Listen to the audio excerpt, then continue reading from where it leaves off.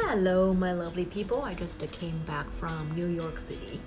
I wasn't gonna do this video honestly in the first place, but after coming back to Toronto, I kind of feel compelled to do a little recap on what was going on in New York. So this time to New York City was a little expedition and also a little vacation. I went there with my parents.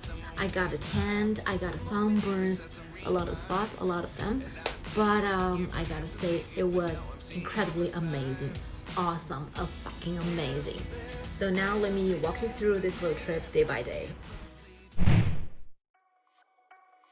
We took off from downtown Toronto. It would be roughly 700 kilometers from Toronto to New York, so it's either 1 hour flight or 8 hour drive. We arrived directly in Midtown Manhattan, and that was super close to Times Square. We carried our two luggages, one for me, one for my dad, and my mom also had a couple backpacks and handbags with her. Honestly, my first impression of NYC was not that good, because the first spot we got to was Times Square, and Times Square has been known for its chaotic, the most hectic, the busiest area in NYC, and there's a lot of hobos, a lot of beggars begging for money, for food. Everybody was hustling to work, to school.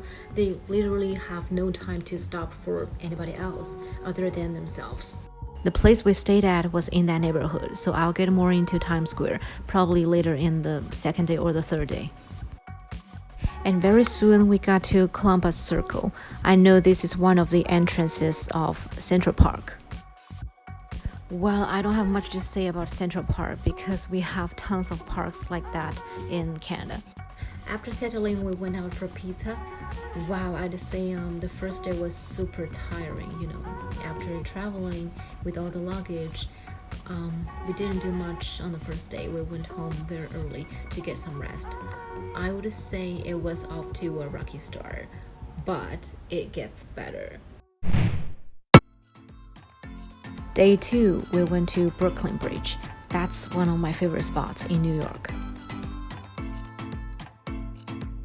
Brooklyn Bridge is the connection of Manhattan and Brooklyn. Standing on the bridge, you get to see all the views of Manhattan and Brooklyn, of course.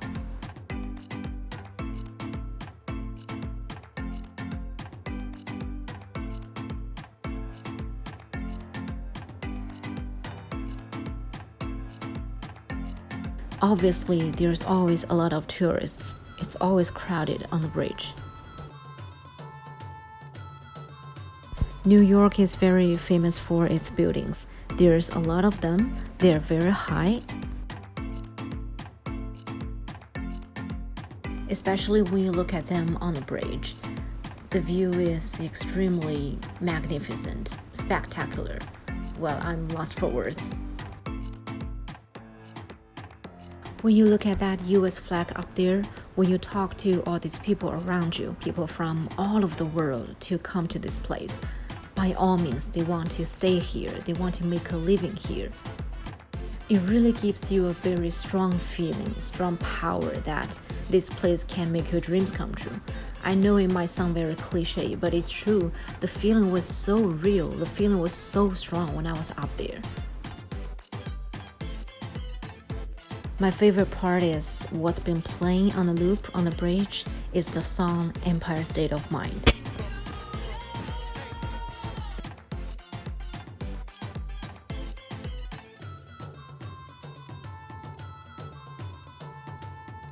Still on the same day, I changed because I was sweating too much. We keep hanging underneath the bridge, alongside the bridge.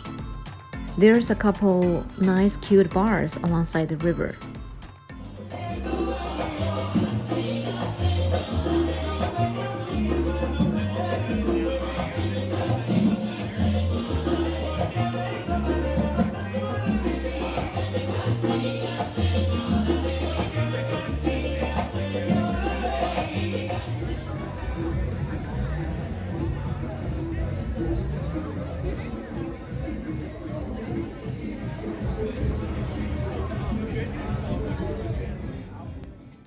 When the night falls, I had a feeling of deja vu, because this is something that I've definitely ever seen in the movies or in some TV shows. I know this is just a tip of the iceberg, but I was still in awe to see the night views of New York.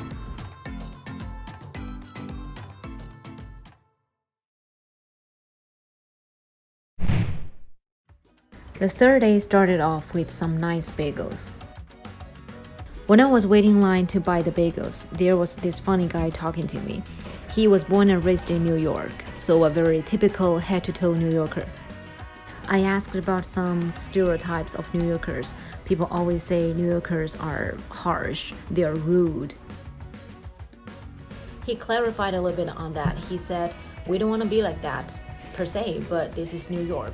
Things are expensive, it's super stressful. I have a train to catch, I have some work to do. Honey, I love you from the bottom of my heart, but sorry, I cannot stop for you for too long, I gotta go. When I was ordering, I got some trouble because there was like over 1,000 options. I literally didn't know how to order, and he helped me out. So I believed in his words. New Yorkers can be very kind and nice.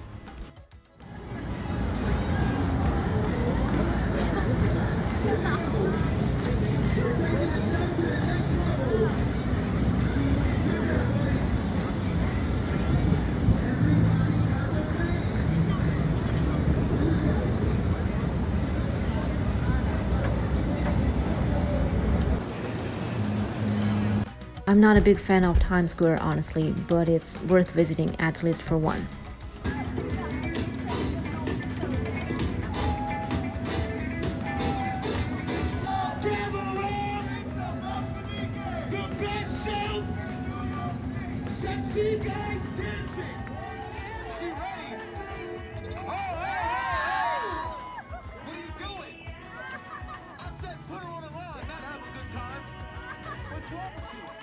I guess every city has a spot where it's all about billboards, street performances. It's just a little bit too chaotic for me. For the rest of the day, we went for a little walk in Manhattan.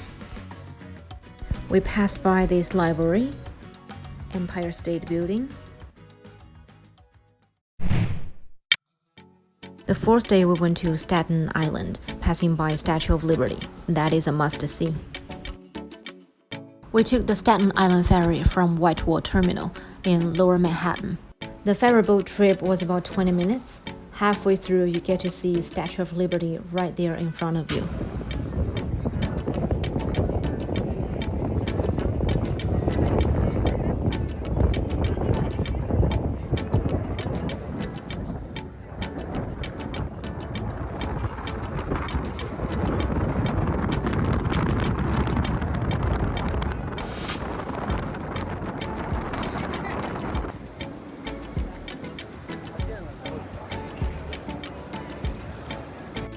Staten Island is the southernmost of New York City's 5 boroughs. It is surprisingly quite clean and quiet. It's hard to believe that we're still in New York.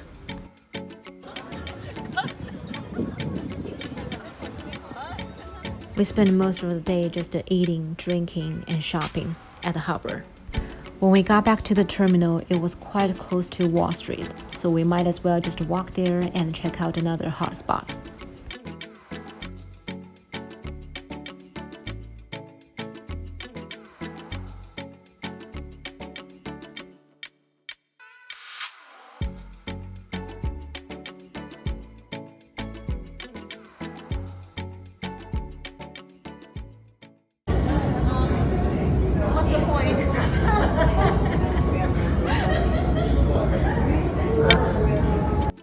A little cute conversation with an old white lady. There goes our 4th day. Day 5 is art day. My dad is an interior designer. He's been passionate about art his whole life. So definitely we'll spend a day checking out one of the museums. We went to the Met, the Metropolitan Museum of Art. The most popular two that's on right now at this point would be Van Gogh and Karl Lagerfeld. But not just that, the gallery is so huge. There is 3 floors.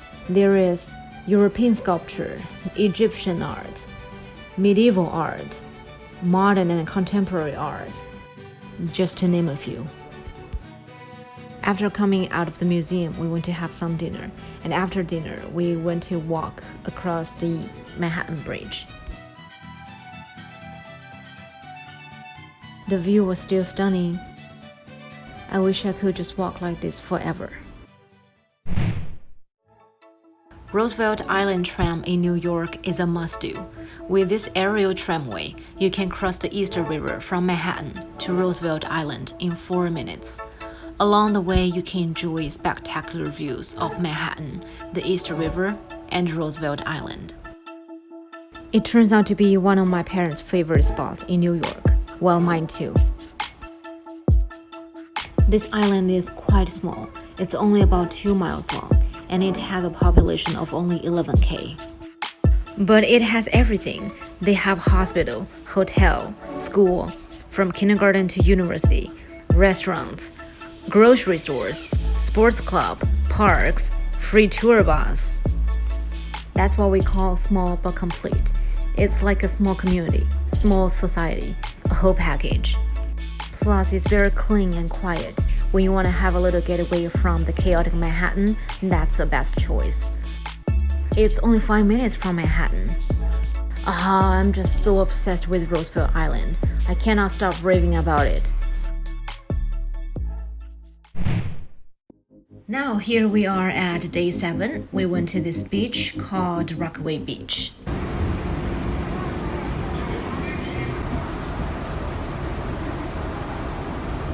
We took the subway and then the train, and to get to that beach you have to go across some channel bridge. I don't know if it's very common, but railway running on the sea is quite eye-opening to me.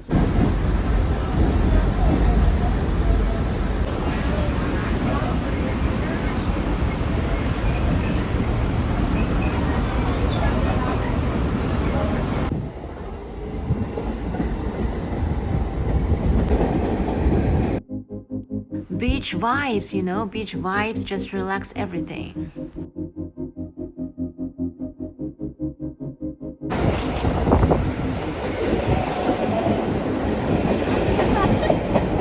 I mean, even on the platform while we were waiting to transfer, we had a lot of fun.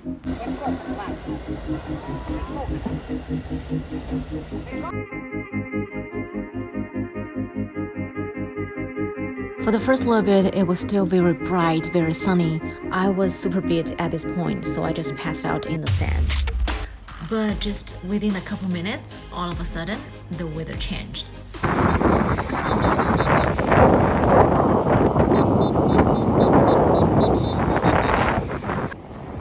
The lifeguards started whistling, asking everybody to come back on shore.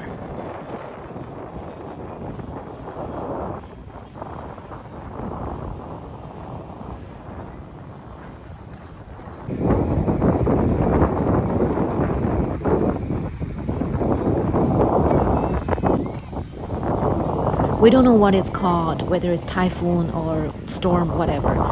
People just start packing, so do we.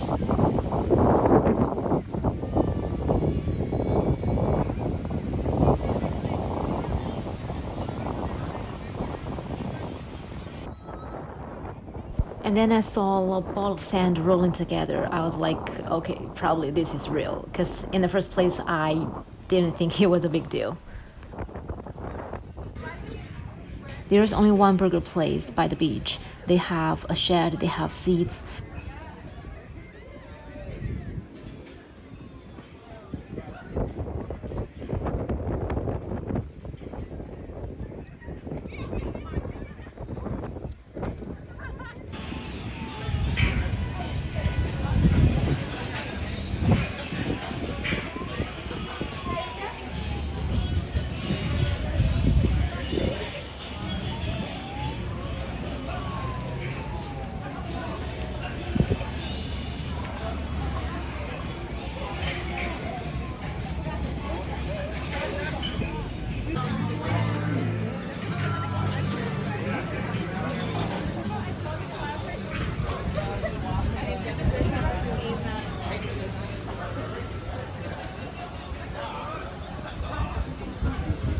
it starts pouring very heavily. So we were hiding in the burger place for over an hour. And then when the rain gets better, we went over to the train station to catch a train. But unfortunately, the train stops running. So we were staying at the train station for another hour. And then we head back to our place. When I got home, I was super sticky all over my body. You know, the sweat, the rain. It was quite uncomfortable. And it's kind of the feeling that I don't ever want to feel again. But, you know, it's quite an experience.